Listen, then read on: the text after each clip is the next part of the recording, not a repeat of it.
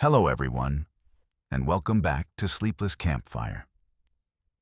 Tonight, we travel into the forgotten back roads of New Jersey's Pine Barrens places where light fades. And what remains are stories that refuse to die. Across these sprawling pine forests, sandy trails, and isolated hamlets are accounts drawn from police reports, witness statements, and internal department memos. Each one verified, recorded, and retold in their own words. The Pine Barrens have long been shrouded in mystery, home to legends of the Jersey Devil and countless other unexplained phenomena. But tonight, we focus specifically on those sworn to protect and serve the law enforcement officers who have encountered things beyond explanation while patrolling these vast wilderness areas. These are not campfire tales or local folklore exaggerated over time. These are documented encounters between trained professionals and something that defies logical explanation. The officers involved were not seeking supernatural experiences. They were simply doing their jobs when something extraordinary happened. Now, let us begin with our first story. It was late October of 2003. Officer David Miller had served with the New Jersey Forest Service for 7 years, patrolling the remote sections of the Pine Barrens that most visitors never saw. His shift began at 6 p.m. that evening, just as the autumn sun began to dip below the horizon, casting long shadows through the twisted pines. Miller checked his equipment at the small ranger station near Atsion flashlight, radio, sidearm, and the standard issue patrol map that marked the hundreds of miles of unpaved forest roads. He signed out in the logbook with his characteristic neat handwriting, noting the weather conditions. Clear skies, temperature dropping to 48 degrees, light wind from the northwest. Nothing unusual for a fall evening in the pines. The Pine Barrens stretched endlessly in all directions, a million-acre wilderness of pitch pines, scrub oaks, and cedar swamps that had remained largely unchanged for centuries. Miller drove his marked Ford Ranger along the sandy fire roads, the vehicle's headlights cutting narrow beams through the gathering darkness. He had patrolled these same roads hundreds of times, knew every turn, every landmark, every area where tourists tended to get lost or teenagers gathered for illicit parties. The radio crackled intermittently with routine traffic dispatch checking in with other units. A report of a minor vehicle accident on Route 206. A request for backup at a traffic stop in nearby Tabernacle Township. All perfectly normal for a Tuesday night shift. At approximately 8:47 p.m., Miller radio dispatched to report that he was investigating what appeared to be an abandoned vehicle near mile marker 17 on Quaker Bridge Road. The car, a late model sedan with Pennsylvania plates, was parked off the shoulder, driver's door slightly ajar, headlights still cutting into the forest. No one was inside, but Miller noted footprints leading away from the vehicle and into the woods. He told dispatch he would follow the tracks briefly to ensure no one was injured or in need of assistance. Dispatch acknowledged and asked him to check in every 15 minutes during his search. That was the last normal communication anyone had with Officer David Miller. The first sign of something wrong came at 9:05 p.m., when dispatch attempted to check in with Miller and received no response. They tried again 3 minutes later. Still nothing.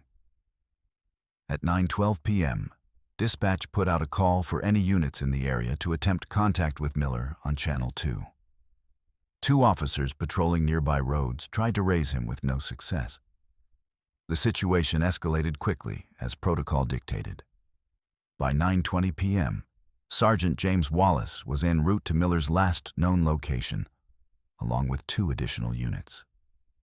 The night air grew colder as the search party assembled, the moon barely visible through the dense pine canopy overhead. Sergeant Wallace arrived at the abandoned sedan at 9:32 p.m. Miller's Ranger vehicle was parked directly behind it, driver's side door, open engine still running, headlights illuminating the strange scene. Wallace approached cautiously, weapon drawn, calling Miller's name into the darkness. The only response was the gentle rustling of pine needles in the breeze. The footprints Miller had followed led approximately 50 yards into the woods, before simply ending at a small clearing. There were no return tracks, no signs of a struggle, no indication of where Miller might have gone next. His flashlight lay on the ground near the edge of the clearing, still functioning, its beam aimed at a patch of moss between two ancient pines. The official search began at dawn the next morning, expanding rapidly as hours passed with no sign of Miller. By the second day, 27 officers from multiple jurisdictions were combing the area, along with search dogs and a helicopter with thermal imaging capabilities. The abandoned sedan was traced to a Philadelphia man who reported it stolen 3 days earlier, though he couldn't explain how it ended up deep in the Pine Barrens. The footprints were analyzed by forensic specialists who confirmed they matched Miller's standard-issue patrol boots. The search continued for 11 days, expanding outward in concentric circles from the clearing where Miller's tracks ended. On the 12th day, with weather conditions deteriorating and no new leads, the official search was scaled back, though not officially suspended. Miller's case was transferred to the State Police Major Crime Unit, who conducted a thorough investigation. The abandoned vehicle was processed for evidence. Miller's patrol truck was impounded and examined, and all dispatch recordings from that evening were reviewed. None of these efforts yielded any answers.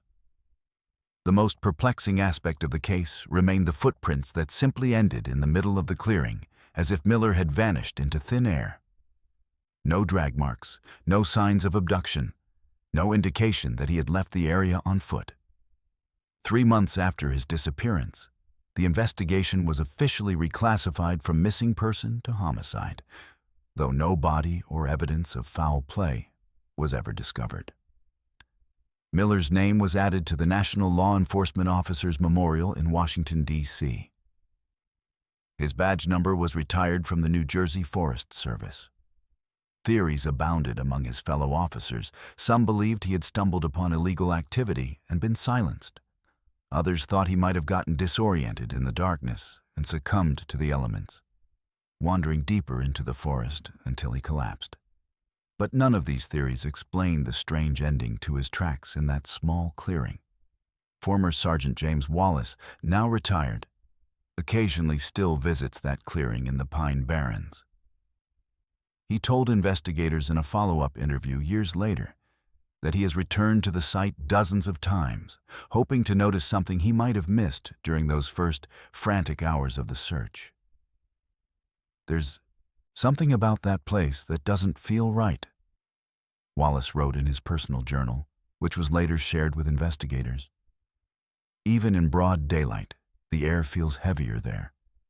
The birds don't sing. The insects go silent. It's as if the forest itself is holding its breath, waiting for something." The case of Officer David Miller remains open in the New Jersey State Police database, filed under incident number 0310-2847. No trace of him was ever found beyond his flashlight, lying in that strange clearing where his tracks ended. Hundreds of miles away in the central Pine Barrens, another officer was about to discover that silence can be deafening. Officer Karen Jennings of the Mullica Township Police Department had been on duty for just over a year when she experienced what would become known among local law enforcement as the Mullica River radio disturbance. It was early March of 2007, and Jennings was conducting routine patrols along the Mullica River, a remote area known for its isolation and occasional illegal dumping activity. The evening was unseasonably warm, with a thick fog rolling in from the river, creating an eerie atmosphere that even seasoned Pine Barrens officers found unsettling. Jennings had started her shift at 4 p.m., attending a briefing at the small police department in Mullica Township before beginning her patrol. The briefing covered routine matters: recent burglary attempts in the area, a request for increased vigilance near the abandoned cranberry bogs, and a reminder that daylight saving time would begin the following weekend. Nothing unusual. At 7:15 p.m., Jennings radio dispatched to indicate she was beginning her patrol of the river area, a remote stretch that typically required little attention but was included in the department's routine coverage. Dispatch acknowledged her transmission, and everything appeared normal. The Mullica River area had always been a place of local legend. The waterway wound through the heart of the Pine Barrens, its dark waters reflecting the dense canopy of pines and cedars that lined its banks. Old-timers told stories of strange lights seen hovering over the river on foggy nights, and of disembodied voices carried on the night air. Jennings had heard these tales but paid them little mind. She was a professional, trained to observe and report, not to indulge in local folklore. As she drove along the narrow dirt road that paralleled the river, the fog grew thicker, reducing visibility to barely 50 feet in some areas.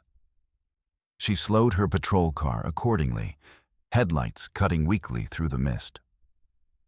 At approximately 8:42 p.m., Jennings radio dispatched to report a possible abandoned vehicle near the old bridge at Hampton Furnace.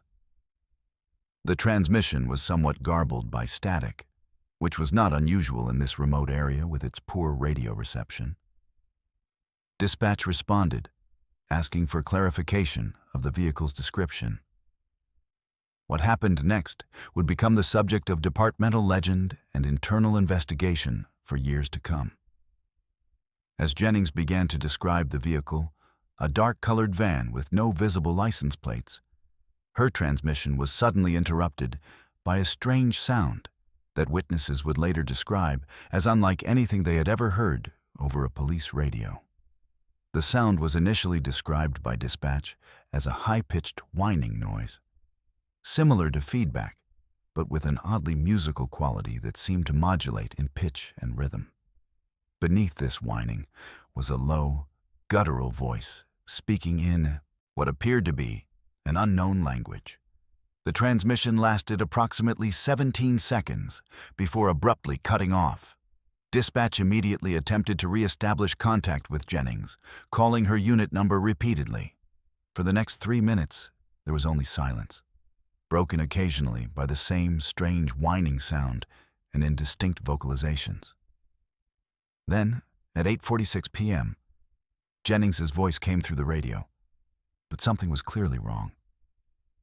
"Dispatch, this is Unit 4, Jennings said, her voice strained and oddly flat. "I'm at the old bridge. There's no vehicle here. I must have been mistaken." When asked if she was okay, Jennings responded affirmatively, but seemed distracted. "The fog is getting thicker," she said. "I'm heading back to the main road now."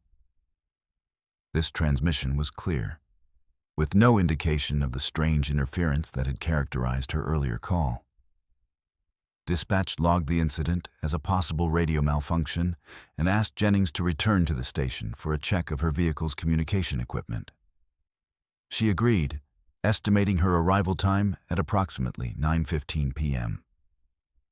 What happened next is documented in the official incident report, filed by Sergeant Michael Reynolds, who was on duty at the station that evening.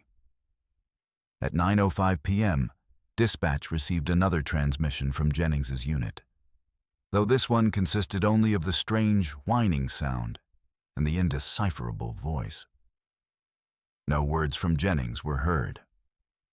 The transmission lasted 23 seconds before cutting off. Dispatch immediately attempted to contact Jennings, receiving no response. Sergeant Reynolds, concerned by the unusual nature of these communications, decided to drive out to Jennings's last known location along the river road. Reynolds found Jennings's patrol car, parked sideways across the narrow road, blocking both lanes approximately 1 mile from the old bridge. The driver's door was open, engine running, headlights aimed at the dense forest on one side of the road. Jennings was standing outside the vehicle, staring into the fog-shrouded woods.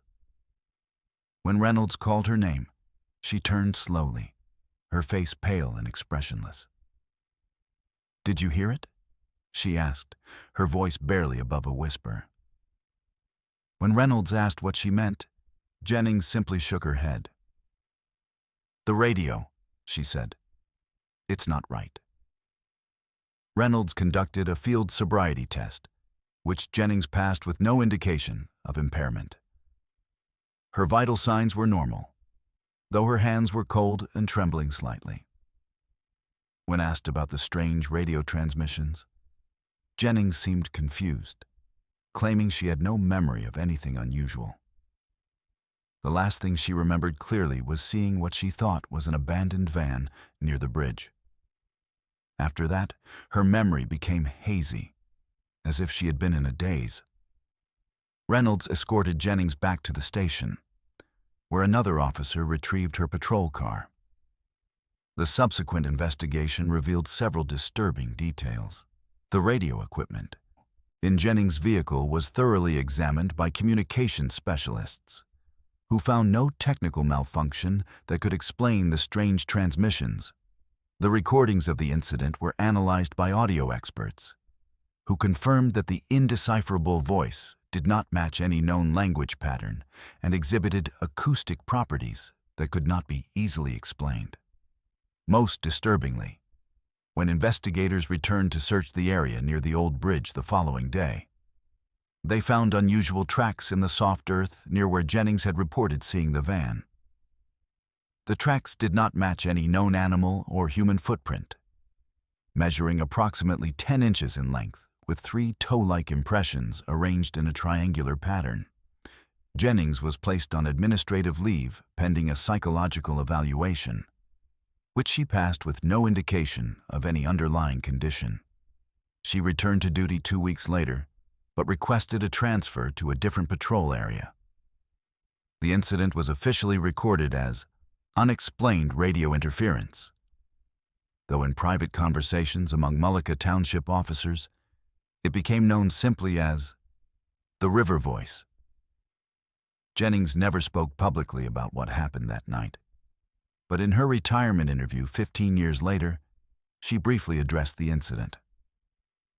"Some things in the Pine Barrens are better left alone," she told the local newspaper. "That river has seen things that would break your mind if you let them." The official case file remains open in the Mullica Township Police Department archives, under incident number 0703119. No explanation for the radio disturbance has ever been found. It was early November of 2011. Detective Frank Harriman of the Burlington County Prosecutor's Office had been assigned to assist with a narcotics investigation in the Pine Barrens region. The operation involved surveillance of a suspected methamphetamine lab located deep in the woods near Washington Township. Harriman, a veteran detective with 23 years of experience, had been chosen for his expertise in rural surveillance operations. He arrived at the makeshift observation post, a small cabin rented for the duration of the operation, on November 3rd, joining 2 other detectives from the County Narcotics Task Force. The plan was simple: observe the suspect's activities for 48 hours, gather sufficient evidence, and coordinate with the tactical team for a raid. The cabin was situated approximately half a mile from the target location, close enough for clear observation with high-powered optics, but far enough to avoid detection. It was a typical Pine Barren structure, small, rustic, and surrounded by dense forest. The detectives had modified it for their purposes, installing blackout curtains on the windows and creating observation ports that could be opened discreetly. The team worked in 12-hour shifts, with 2 detectives on duty while the 3rd rested in a back room. Harriman took the first night shift, partnered with Detective Maria Santos, a younger officer with less field experience but excellent technical skills. The first 24 hours passed without incident. The suspect, a man named Thomas Richter, with a long criminal record, went about his routine, occasionally emerging from the small cabin where he was allegedly manufacturing methamphetamine. the surveillance team documented his activities with high-resolution cameras and long-range audio equipment, building their case methodically.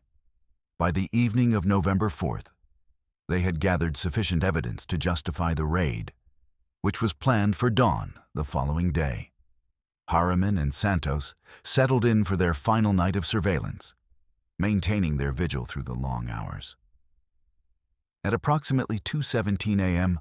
on November 5th, Harriman was reviewing the day's evidence on a laptop computer, while Santos monitored the target location through a night vision scope mounted on a tripod. The night was particularly dark, with no moon visible through the thick cloud cover. A light rain had begun to fall, creating a soft, pattering sound on the cabin's metal roof. Everything was normal until Santos suddenly stiffened in her chair, her hand tightening on the scope's adjustment knob.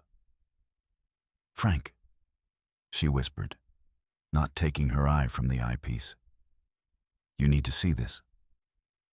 Harriman moved to the second observation port, adjusting his own night vision device to focus on the area Santos was monitoring. Between their position and the target cabin was a small clearing, approximately 50 yards across, sparsely populated with scrub pines and low bushes.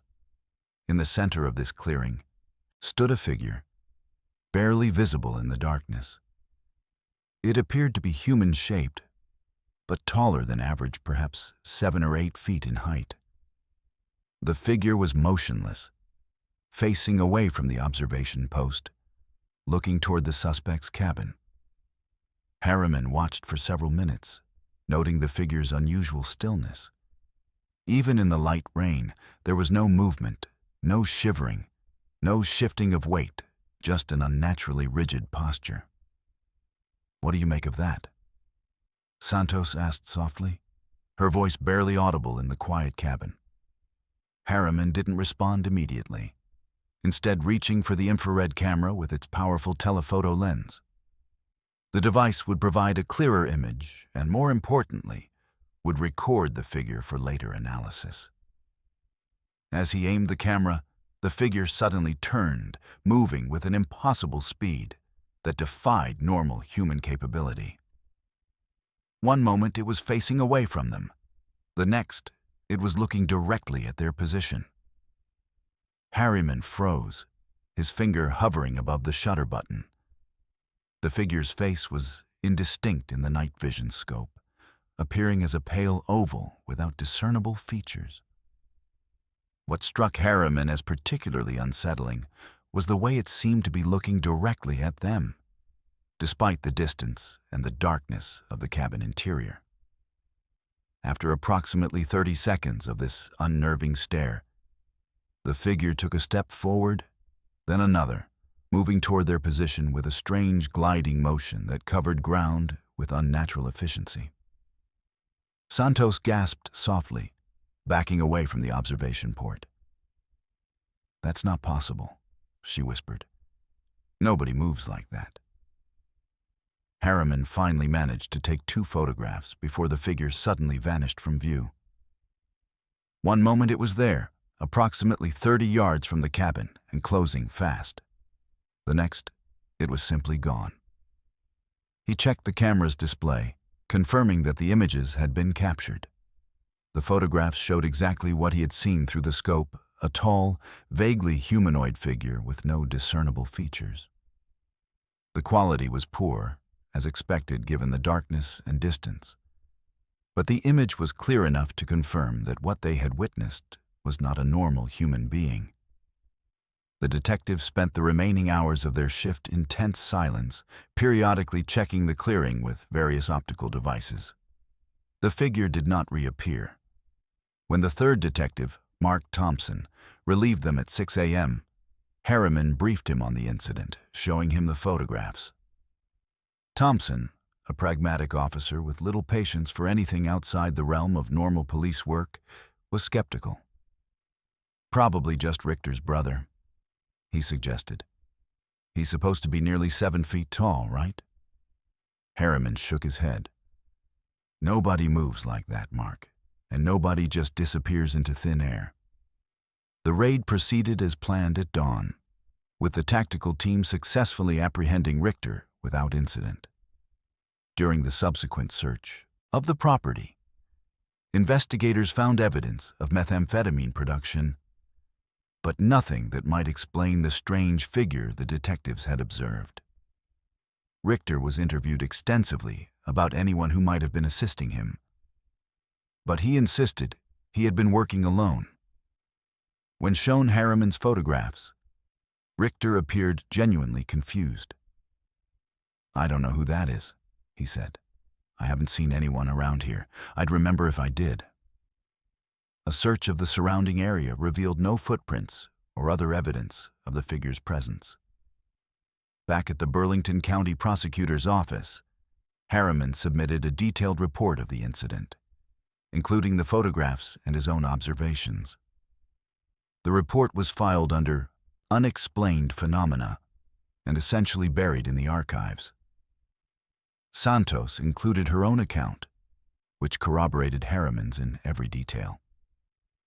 Thompson, who had not witnessed the figure himself, added a brief note expressing his skepticism but acknowledging the unusual nature of the photographs. The three detectives agreed never to speak of the incident outside official channels, though it became something of an in-house legend among those who had access to the file. Harriman retired 3 years later, taking a position as a security consultant for a private firm.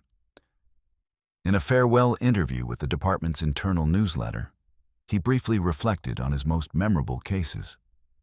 "I've seen things that would curl your hair," he said, "but nothing quite like what I saw in the Pine Barrens that night. Some places hold secrets that we're not meant to understand." The photographs remain in the Burlington County Prosecutor's Office archives, filed under case number 11-11-05427. They have never been released to the public, though a few officers who have seen them describe the images as deeply unsettling. The figure in the clearing has never been identified or explained. It was late September of 2015. Officer Brian Chenoweth of the New Jersey State Police had been assigned to patrol the historic Batstow Village area within Wharton State Forest. Batstow, a former bog iron and glass-making industrial center from the late 18th century, now stood as a preserved historic site with approximately 30 restored buildings. Chenoweth's duties primarily involved ensuring the security of the historic structures and responding to any incidents involving the visitors who came to tour the village during operating hours. It was generally considered a quiet assignment, perfect for an officer nearing retirement after 25 years of service. The evening of September 28th began like any other autumn evening in the Pine Barrens. Chenoweth started his shift at 3 p.m., receiving a briefing at the state police station in Hamilton before driving to Batstow. The briefing covered routine matters: a report of some minor vandalism at the Atzian recreation area, a reminder about the upcoming deer hunting season, and a notification that the historic village would be closing to the public at 5 p.m. for a private event the following day. Nothing unusual. Chenoweth arrived at Batstow at 3:45 p.m., parking his marked cruiser near the visitor center as he conducted his initial security check of the property. Batstow Village held a particular charm that even pragmatic officers like Chenoweth could appreciate. The historic buildings, the Batstow Mansion, the grist mill, the general store, and various workers' cottages stood as silent witnesses to centuries of Pine Barrens history. The village was surrounded by the typical Pine Barrens landscape of pitch pines, cedar swamps, and sandy soil, with the Batstow Lake providing a scenic backdrop. Chenoweth had developed a routine for his patrols, starting at the visitor center and working his way through each building, checking doors and windows for any signs of forced entry or damage. On this particular evening, everything appeared normal. At 4:55 p.m., Chenoweth radioed dispatch to report that he was securing the village for the night. This involved locking the main gates and conducting one final walkthrough of the property. Dispatch acknowledged his transmission, and everything appeared routine. Chenoweth proceeded with his final security check, starting with the outbuildings and working his way toward the mansion. The sun was beginning to set, casting long shadows across the sandy paths between buildings.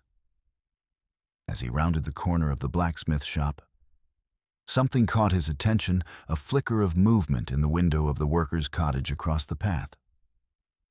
The cottage, a small restored building that had once housed iron workers in the 19th century, was supposed to be empty and secured. Chenoweth approached cautiously, his hand resting on his sidearm.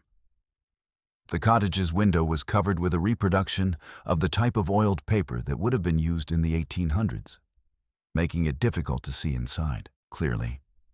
As he drew closer, he could see what appeared to be a candle flame moving inside the cottage.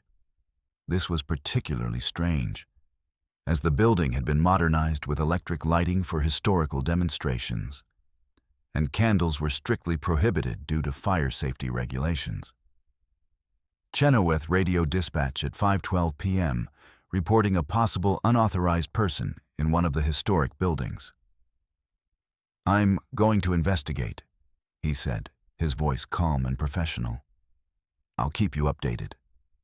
He then approached the cottage's door, finding it unlocked, which was unusual as all buildings were supposed to be secured at closing time. Drawing his flashlight, Chenoweth entered the building, his dashcam continuing to record from his parked cruiser outside. The interior of the cottage was arranged as it would have been in the 19th century, with simple furniture and historical artifacts. The candlelight Chenoweth had seen through the window was coming from a single beeswax candle sitting on a small wooden table in the center of the room. What happened next is documented in the dashcam recording, which captured audio of the incident through Chenoweth's shoulder microphone. The recording begins with Chenoweth announcing his presence. "State Police. Anyone in here? This building is closed to the public." There is a brief pause, then the sound of Chenoweth moving deeper into the cottage. "I can see you," he says, his voice steady. "Please show yourself."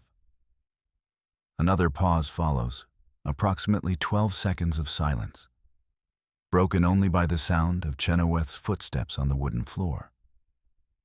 The recording then captures what sounds like a soft whisper, though the words are indistinguishable.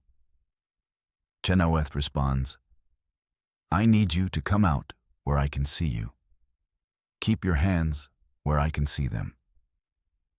There is another pause, then a strange sound that audio analysts would later describe as similar to stones being knocked together in a rhythmic pattern. Chenoweth's breathing becomes slightly heavier, indicating some level of stress.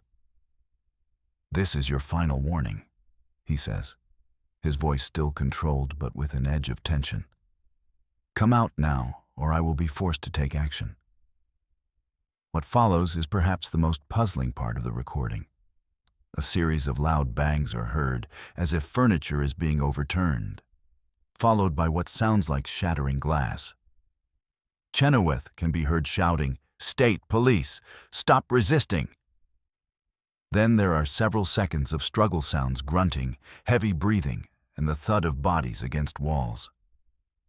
Suddenly, everything goes silent for approximately 10 seconds. Then Chenoweth's voice comes through the microphone, strained and breathless. "Dispatch, this is Unit 427.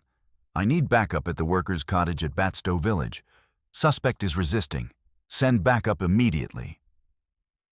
Dispatch responded immediately, asking for Chenoweth's status and location. "I'm inside the cottage," Chenoweth said, his voice still strained. The subject is contained." When asked if he was injured, Chenoweth paused before responding, "Negative, I'm fine. Just hurry." The recording continues with approximately 3 minutes of silence, broken only by Chenoweth's heavy breathing. Then the sound of approaching sirens can be heard in the distance. 2 minutes later, the backup units arrived, finding Chenoweth standing outside the cottage, his service weapon drawn and pointed at the building's door. What the responding officers found inside defied explanation. The cottage was in disarray, furniture overturned, historical artifacts scattered across the floor, and several broken windows. But there was no sign of any intruder.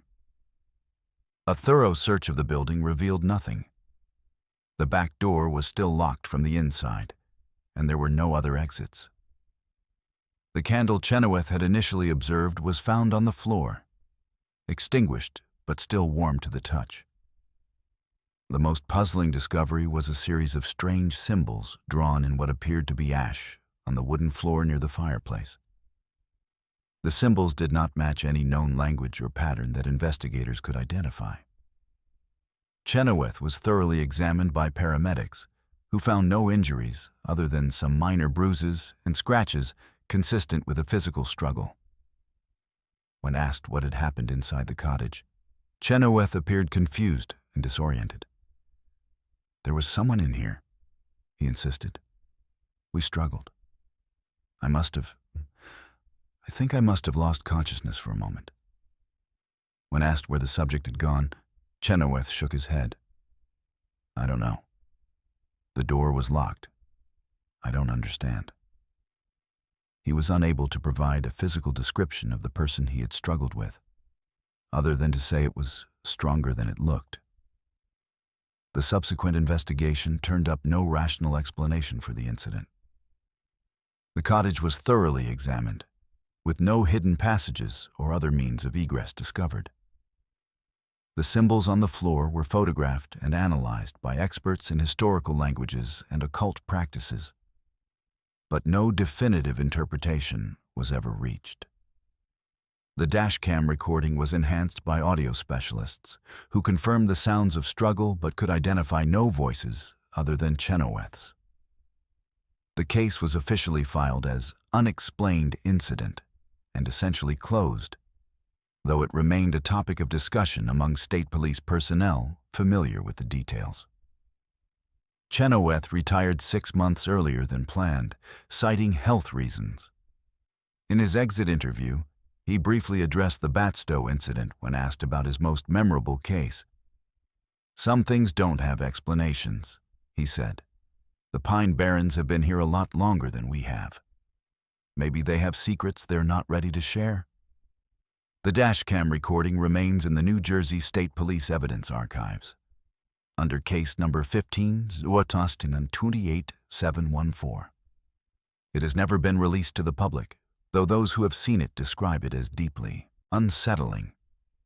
Particularly the final minutes of silence, broken only by Chenoweth's heavy breathing as he stood alone in the disordered cottage, waiting for backup to arrive, at a scene where no intruder could be found. It was early January of 2018. Sergeant Tom Riley of the Washington Township Police Department was responding to a call about a possible break-in at a residence near the edge of the Pine Barrens. The call had come in at 11:42 p.m. from an elderly woman who reported hearing strange noises outside her home and seeing what she described as someone moving around in the backyard. Riley had been with the Washington Township Police for 15 years and was familiar with the area, having grown up in the township himself. The weather was particularly cold that night, with temperatures hovering around 18 degrees and a light dusting of snow covering the ground. Riley arrived at the residence, a small single-story home on a large wooded lot, at 11:58 p.m. The house was set back approximately 200 feet from the road, with a long gravel driveway leading to it. As Riley approached with his cruiser's lights off, he could see that several lights were on inside the house, but no exterior lights were illuminated. He parked his vehicle at the end of the driveway, approaching the house on foot with his flashlight held at the ready. The snow on the ground was undisturbed, except for a single set of footprints leading from the back porch toward the dense woods behind the property. The homeowner, Eleanor Vance, met Riley at the front door, visibly shaken but apparently uninjured. "Thank you for coming so quickly," she said, her voice trembling slightly. "I heard something outside about 20 minutes ago. When I looked out the back window, I saw someone moving near the tree line. They were... they were too tall, officer. Much too tall. Riley asked for a description, but Vance could only shake her head. It was dark and they moved so strangely, not like a person walks. Riley radioed dispatch to indicate he was investigating the property and would advise if he found anything suspicious. Then he proceeded to examine the footprints in the snow. The tracks were unusual in several respects. They measured approximately 14 inches in length, with a width of 6 inches at the widest point. The depth of the imprint suggested significant weight, though the spacing between steps, approximately 8 feet, was inconsistent with normal human locomotion. Riley followed the tracks from the back porch toward the woods, noting that they did not leave the typical drag marks or scuff patterns associated with human footprints in snow. The tracks led directly to the edge of the wooded area, then stopped abruptly at the tree line, with no indication of where the being might have gone next. Riley called for backup, requesting Officer Dave Miller to join him with a K-9 unit. While waiting for Miller to arrive, Riley continued to examine the area around the house, finding no signs of forced entry or damage to the property. Vance watched from the window, occasionally offering additional details about what she had witnessed. "It moved so silently," she said. "And when it turned toward him, the house, I saw something that wasn't right. The shape was wrong." Riley made notes of these observations, though he remained skeptical, attributing Vance's account to the stress of the situation and the darkness of the night. Miller arrived with his K-9 partner, a German shepherd named Max, at 12:25 a.m. The dog immediately reacted to the strange footprints, whining and refusing to approach them directly. "That's not like Max," Miller said, clearly puzzled by his dog's unusual behavior. "He's usually eager to follow any track." Miller tried to encourage the dog to follow the trail into the woods, but Max resisted, pulling back on his leash and occasionally letting out a low growl directed toward the tree line. This behavior was particularly unusual, as Max was a trained tracking dog with years of experience and had never shown such reluctance to follow a scent trail. Riley and Miller decided to enter the woods themselves, following the tracks with flashlights and keeping in constant communication with dispatch. The woods behind Vance's property were typical Pine Barrens terrain, dense stands of pitch pine and scrub oak, with sandy soil that now held a light covering of snow. The tracks continued for approximately 50 yards into the forest, then simply ended in a small clearing where the snow appeared undisturbed except for the final footprint. There were no return tracks, no indication of where the being might have gone, and no branches broken or vegetation disturbed that might explain its sudden disappearance. The two officers conducted a thorough search of the area, finding nothing that might explain the strange tracks or Vance's sighting. As they were preparing to leave the clearing, Miller suddenly stopped, raising his hand for silence. "Listen," he whispered. Riley stood still, straining to hear whatever had caught Miller's attention. At first, there was only the normal sounds of the winter forest, the gentle rustle of pine needles in the breeze, the distant hoot of an owl. Then Riley heard it too, a soft, rhythmic sound that seemed to come from all directions at once. It was similar to the sound of wood being struck against wood, but with a resonance that seemed to carry through the air in a way that defied natural explanation. The sound continued for approximately 2 minutes, then ceased as abruptly as it had begun. Riley and Miller stood in silence for several moments, trying to determine the direction from which the sound had originated. It seemed to come from everywhere and nowhere at once, with no discernible source. The two officers looked at each other, neither wanting to voice what they were both thinking, that something unnatural was happening in these woods. Riley finally broke the silence. "Let's secure the scene and head back to the station. We'll file a full report and follow up tomorrow in daylight." The return to Vance's property was uneventful, though both officers remained on high alert, frequently looking back toward the woods as if expecting something to emerge from the darkness. Vance was relieved to see them return safely, asking if they had found anything. Riley explained that they had found unusual tracks, but no sign of any intruder. He advised her to keep her doors locked and to call immediately if she noticed anything else unusual. Then he and Miller returned to their vehicles, discussing the incident in low tones as they completed their paperwork. The official report, filed under incident number 18-001 and 15-203, documented the unusual tracks and the strange rhythmic sound, but carefully avoided any speculation about what might have caused them. The photographs of the footprints were filed as evidence, though no further analysis was conducted. Miller noted Max's unusual behavior in his K9 unit log, though he attributed it to the dog's possible confusion by the strange tracks. Both officers agreed that the incident was peculiar, but ultimately unexplained. A strange occurrence in a place known for such things. 3 months later, Riley was promoted to lieutenant and transferred to the administrative division, effectively ending his patrol duties. In a farewell conversation with Miller, he briefly addressed the Vance incident. "You know, Dave," he said, "I've seen a lot of strange things in 15 years on this job. But whatever made those tracks that night, that was different. That was something else entirely." Miller nodded in agreement, though neither officer pursued the matter further. The case remains open in the Washington Township Police Department files, classified as unexplained incident. No similar reports have been filed from the area since that night, though Vance occasionally calls the department to report strange sounds coming from the woods behind her home. Each time, officers respond and find nothing unusual, though several have noted the feeling of being watched as they stand in the backyard, looking toward the dark tree line where the strange tracks ended so abruptly in the snow. It was mid-August of 2009.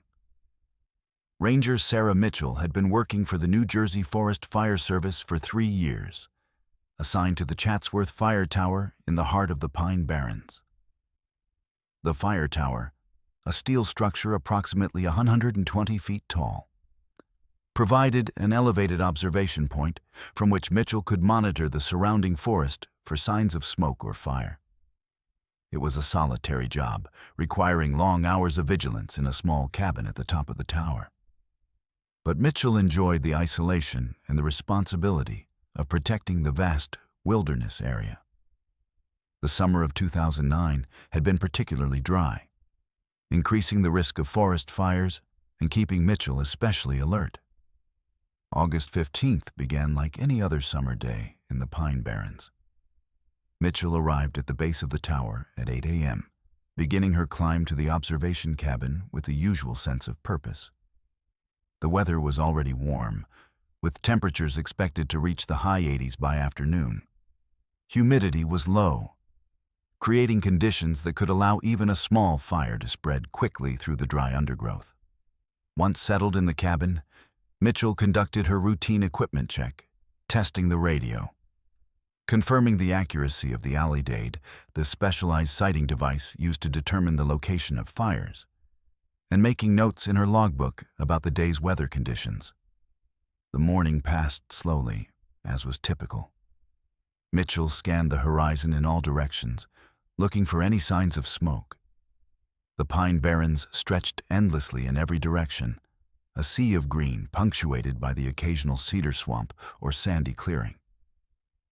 At 11:37 a.m., Mitchell radioed dispatch to report a small plume of smoke approximately 7 miles to the northeast. She provided precise coordinates using her equipment, and a ground crew was dispatched to investigate. The smoke turned out to be from a permitted controlled burn that had not been properly reported to the fire service. After logging the incident, Mitchell returned to her routine surveillance. The afternoon brought increasing heat and a slight haze that made distant observation more challenging. Mitchell took her lunch break at 1 p.m., eating the sandwich she had brought while continuing to scan the forest. The solitude of the fire tower was something she had grown to appreciate. The quiet broken only by the occasional radio transmission or the sound of wind whistling through the steel structure. At 2:42 p.m., Mitchell noticed something unusual in the distance, what appeared to be a figure moving through a clearing approximately 3 miles to the southeast. This was not particularly unusual, as the Pine Barrens were popular with hikers and hunters. But something about the figure's movement caught her attention. Through her binoculars, Mitchell could see that the figure was unusually tall and moved with an odd, loping gait that covered ground with unnatural speed. She watched for several minutes, trying to determine whether it might be an animal rather than a person. The figure paused at the edge of the clearing, appearing to look directly at the fire tower despite the distance between them. Mitchell felt a chill despite the afternoon heat, an inexplicable sense of being observed by something that did not belong. She radioed dispatch at 2:48 p.m. to report the unusual sighting, describing the figure as a possible subject, unusually tall, moving erratically near the old cranberry bog. Dispatch acknowledged her report, asking if she wanted a ground unit to investigate. Mitchell hesitated for a moment. The area was remote, and sending a unit for what might simply be an unusually tall hiker seemed like an overreaction. "Negative," she said finally. "I'll continue to monitor. Advise if any other units report similar sightings in the area." She continued to watch the figure through her binoculars, noting that it had not moved from its position at the edge of the clearing. It stood unnaturally still, like a statue carved from the shadows of the forest. For the next 20 minutes, Mitchell alternated between scanning the wider area for signs of fire and returning her focus to the strange figure in the clearing.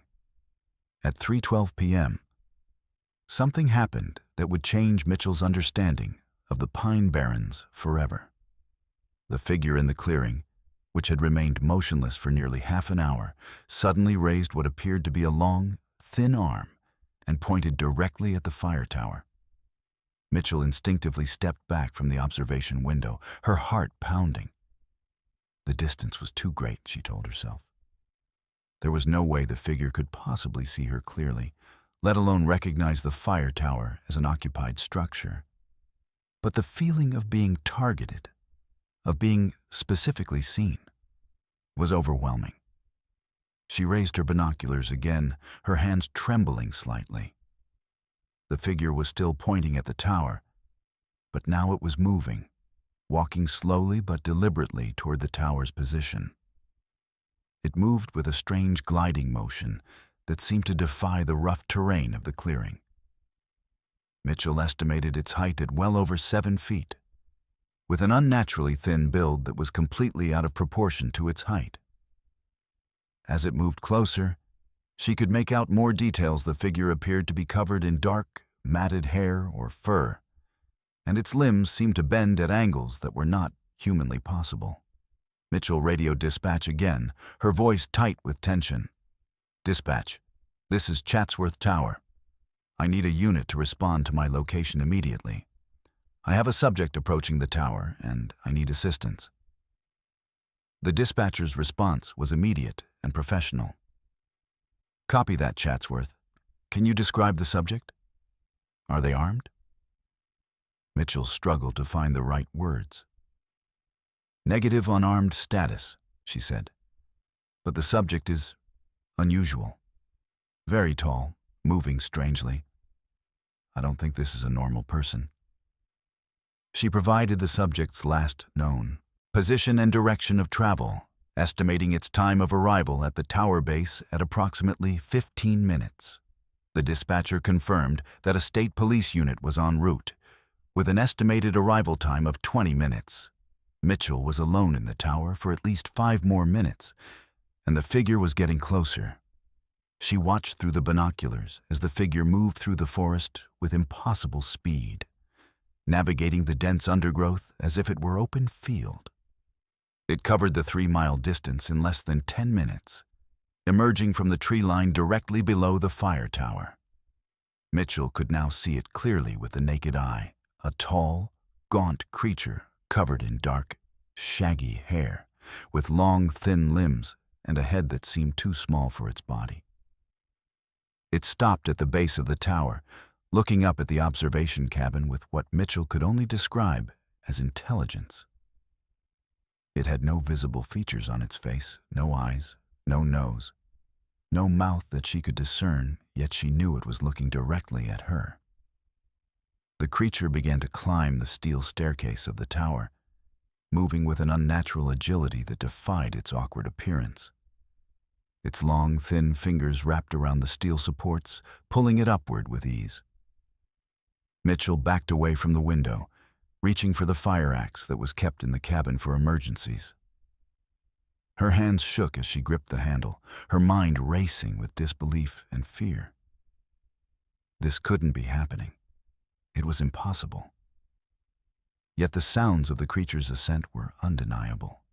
The metallic creak of the stairs, the scraping sound of its claws against the steel. Mitchell radioed dispatch one last time, her voice barely a whisper. "It's climbing the tower. Subject is climbing the tower. Send help. Now."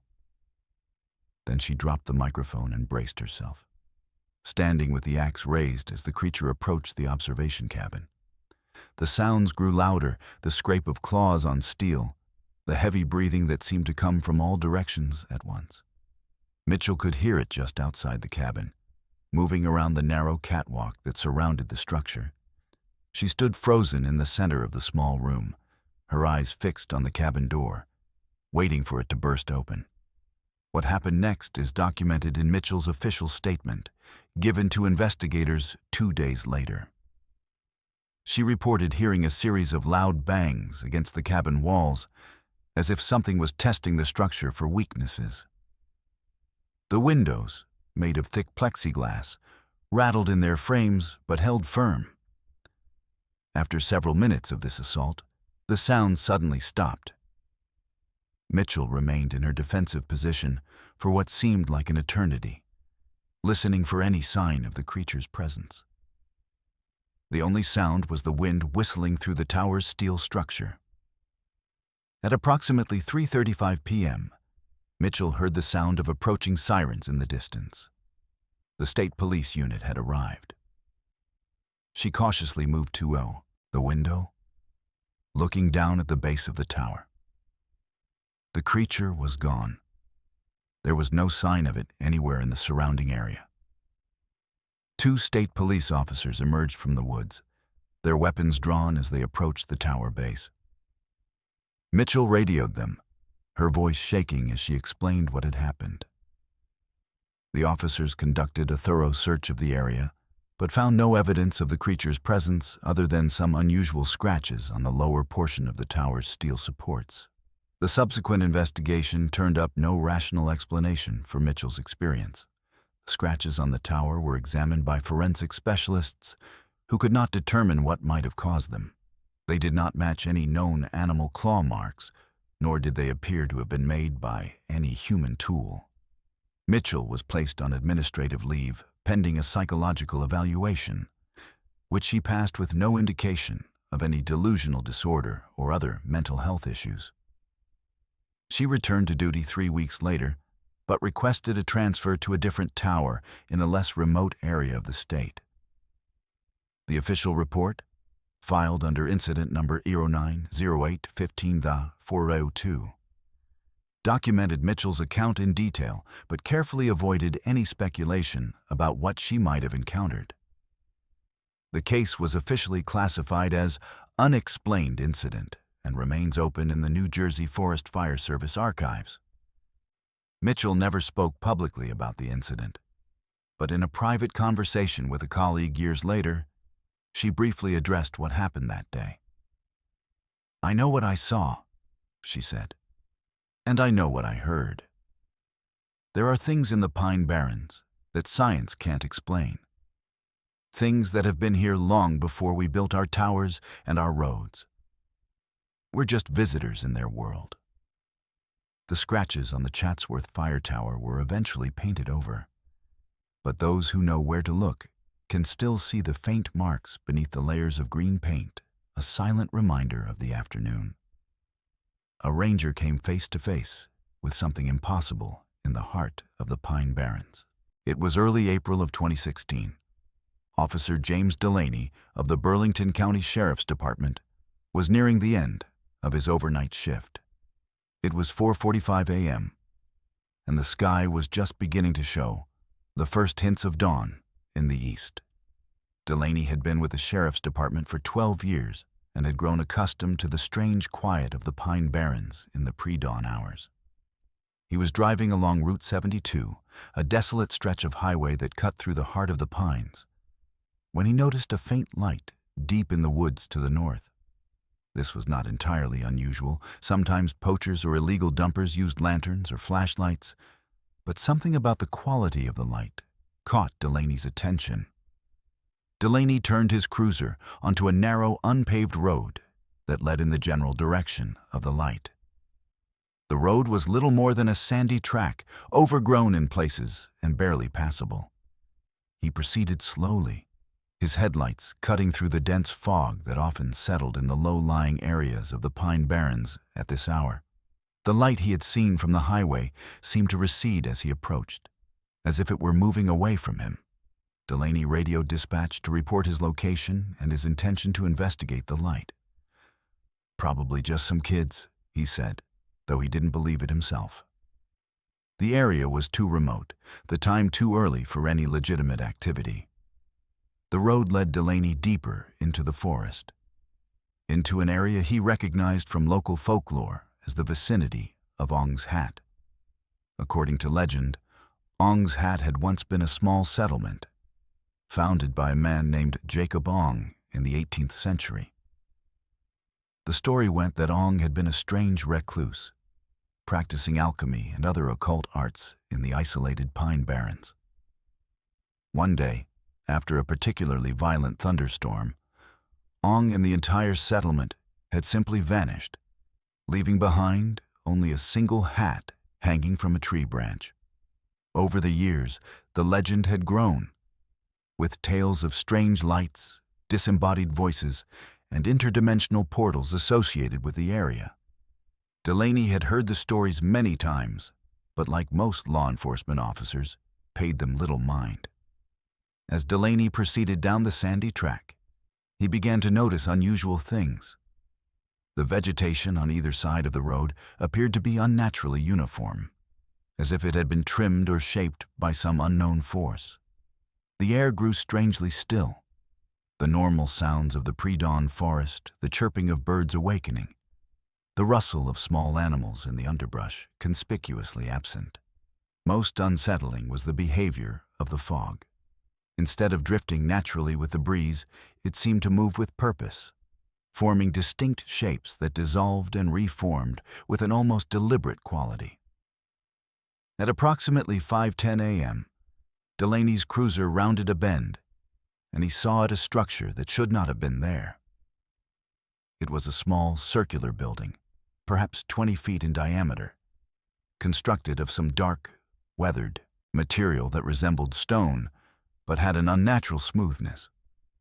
The building had no visible windows or doors, yet a pale blue light emanated from within, pulsing with a slow, rhythmic intensity. Delaney stopped his vehicle, cutting the engine and headlights. He sat in silence for several moments, trying to process what he was seeing. He had patrolled this area for years and had never seen any structure like this, nor had it appeared on any of the official maps of the region.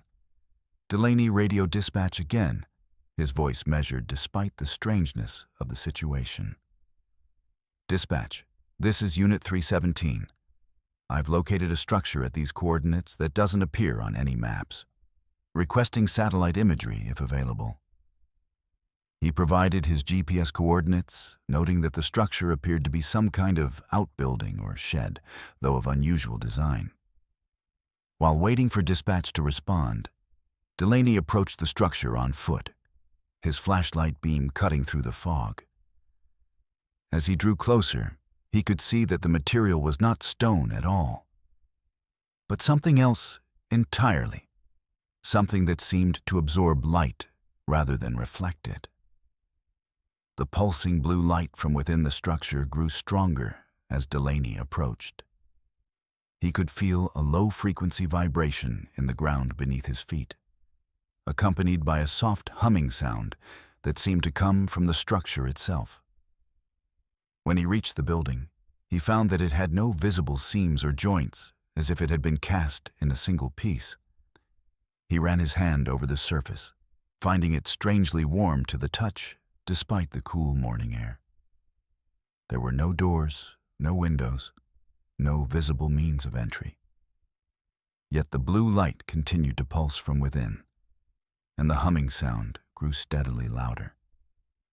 Delaney stepped back from the structure, raising his flashlight to examine it more thoroughly. As the beam of light struck the surface, something strange happened. The material seemed to ripple, like water disturbed by a thrown stone. The humming sound intensified, and the blue light from within suddenly flared with blinding intensity. Delaney shielded his eyes, stumbling backward. When he lowered his hand a few seconds later, the structure was gone. There was nothing there but an empty clearing in the forest, with no indication that anything had ever stood there. Delaney stood in stunned silence for several moments, trying to understand what he had just witnessed. He walked to the center of the clearing, examining the ground for any signs of the structure's foundation. There was nothing, no disturbed soil, no markings, no evidence that anything had ever been there. The only indication that something unusual had occurred was a faint geometric pattern burned into the grass in the center of the clearing, a series of concentric circles with intricate symbols that Delaney did not recognize. He photographed the pattern with his phone, noting that the images appeared strangely distorted, as if the air itself were refracting the light. Dispatch finally responded to Delaney's call, informing him that satellite imagery showed no structure at his reported coordinates. "Are you sure about your location, Unit 317? The dispatcher asked. Delaney confirmed his position, then briefly described what he had seen. There was a long pause on the other end of the line. "Copy that, Unit 317, the dispatcher said finally. "Return to your patrol. We'll log the report." Delaney knew from the dispatcher's tone that his report would be filed away and forgotten, classified as a misidentification or a trick of the light. As Delaney walked back to his cruiser, he noticed something else, a single, old-fashioned felt hat hanging from a low branch of a nearby pine tree. It was weathered and worn, exactly as described in the Ong's hat legend. Delaney approached cautiously, examining the hat without touching it. It appeared to be very old, with a style that suggested it might have been made in the 18th or 19th century. He photographed it as well, though the images, like those of the geometric pattern, turned out strangely distorted. Delaney did not touch the hat or take it with him. Instead, he returned to his cruiser and drove back to the main highway, his mind racing with questions. The rest of his shift passed in a blur, the routine tasks of law enforcement feeling strangely mundane after what he had experienced. When his shift ended at 7 a.m., Delaney drove back to the location where he had seen the structure, taking a different route that approached the clearing from the opposite direction. There was nothing there, no structure, no clearing, no hat hanging from a tree branch. The area was indistinguishable from the surrounding forest, with no indication that anything unusual had ever occurred there. The official report, filed under incident number 1604-15-208, documented Delaney's sighting of the unusual structure and his subsequent discovery of the geometric pattern and the hat. The report was classified as unexplained phenomenon and essentially buried in the Burlington County Sheriff's Department archives. Delaney never spoke publicly about the incident, though it became something of an in-house legend among those who had access to the file. Some officers believed he had simply been exhausted and imagined the whole thing. Others, who had experienced their own strange encounters in the Pine Barrens, believed his account completely. Delaney retired 2 years later, taking a job as a private investigator in a neighboring state. In a farewell conversation with his former partner, he briefly addressed the Ong's Hat incident. "You know, I've spent my whole life dealing with facts and evidence," he said.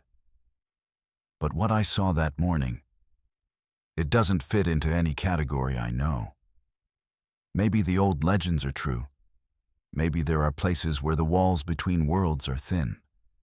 And maybe Ong's Hat is one of those places." The case remains open in the Burlington County Sheriff's Department files. A silent testament to the morning an officer encountered something impossible in the heart of the Pine Barrens. Something that vanished as quickly as it had appeared, leaving behind only a distorted photograph and a legend that refused to die. The American landscape remains vast and unknowable, but perhaps nowhere is this more true than in the Pine Barrens of New Jersey. This million-acre wilderness has stood as a silent witness for centuries, holding secrets that defy explanation and encounters that challenge our understanding of reality. The 7 accounts we have explored tonight are not works of fiction or exaggerated campfire tales. They are documented incidents involving trained professionals, officers of the law, sworn to protect and serve, who found themselves confronting something beyond the boundaries of normal experience while patrolling these remote forests. What connects these disparate encounters is not just geography, but a pattern of elements that recur throughout Pine Barrens lore. The silence that falls unnaturally in the presence of something unknown. The footprints that appear and disappear without explanation. The strange lights that move with impossible purpose. The radio disturbances that carry voices not of this world. And most disturbingly, the disappearances of officers, of campers, of ordinary people who ventured into the pines and simply never returned. These are not isolated incidents, but part of a larger tapestry of mystery that has woven itself through the history of this unique landscape. The officers involved in these encounters did not seek these experiences. They were simply doing their jobs, following procedures, relying on their training and their understanding of the natural world.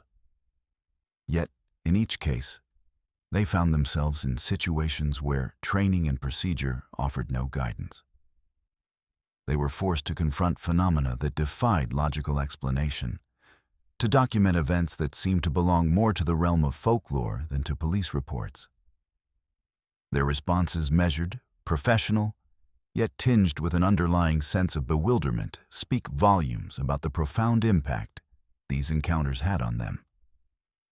Perhaps most unsettling is the realization that these documented cases represent only a fraction of the strange encounters that have occurred in the Pine Barrens over the years. Many more go unreported, filed away as misidentifications, hallucinations, or simply too strange to be believed. Law enforcement officers, like many professionals, are often reluctant to report experiences that might call their credibility into question. Yet the accounts we have explored tonight, verified through official reports and corroborated by multiple witnesses, suggest that there is something genuinely strange happening in the remote wilderness of New Jersey. The Pine Barrens have long been associated with the legend of the Jersey Devil. But the encounters we have documented tonight suggest that whatever resides in these forests may be more varied and more complex than a single cryptid. They point to a phenomenon that is multidimensional, manifesting in different ways at different times as strange lights in the sky, as humanoid figures that move with unnatural speed, as disembodied voices over police radios. as something that can simply erase human beings from existence without leaving a trace. These encounters challenge our scientific understanding of the world, suggesting that there may be realms of existence that intersect with our own in ways we do not yet comprehend. What is perhaps most striking about these accounts is the sense of ancientness they evoke. The Pine Barrens have existed for thousands of years, relatively untouched by human development. They are a place that time seems to have forgotten, where the natural world holds sway over human intrusion. The encounters documented tonight suggest that whatever forces or entities reside in these forests may be equally ancient, something that has been here long before humans arrived and will remain long after we are gone. We are, in effect, temporary visitors in a world that is not entirely ours. As we reflect on these stories, we are left with more questions than answers. What are these entities that move through the Pine Barrens with such impunity? Where do they come from, and what is their purpose? Why do they seem to interact with humans in such unpredictable ways, sometimes observing from a distance, sometimes pursuing with terrifying intent, sometimes simply erasing people from existence as if they were never there? These are questions that science has yet to answer. Questions that linger in the silence of the forest long after the encounters have ended. The officers who experienced these events were forever changed by them. Some requested transfers, some retired early, some simply refused to speak of what they had witnessed. Yet each carried with them the knowledge that the world is more mysterious and more complex than our conventional understanding allows. They learned that there are places where the boundaries between the known and the unknown become thin, where the rational world gives way to something older and more primal. The Pine Barrens, it seems, is one of those places. If you or someone you know has a true story to share about an encounter with the unexplained in the Pine Barrens or elsewhere, leave it in the comments below. Every documented account adds to our understanding of these phenomena and helps bring light to experiences that might otherwise remain in darkness. The truth is often stranger than fiction, and it is only by sharing these stories that we can begin to piece together the larger puzzle of what lies beyond the edge of our understanding. The Pine Barrens will continue to hold their secrets, and the encounters will likely continue as long as humans venture into those remote forests. But by documenting these experiences, by treating them with the seriousness they deserve, we honor those who have faced the unknown and lived to tell the tale. We acknowledge that there are mysteries in this world that defy easy explanation, and we remain open to the possibility that reality is far more complex and more wondrous than we can imagine. The stories from the Pine Barrens remind us to approach the world with a sense of humility and wonder, to recognize that there are still places where the unknown holds sway, and that sometimes the most important discoveries are the ones that remind us how much we have yet to learn. Thank you for watching Sleepless Campfire. Until next time, stay safe out there.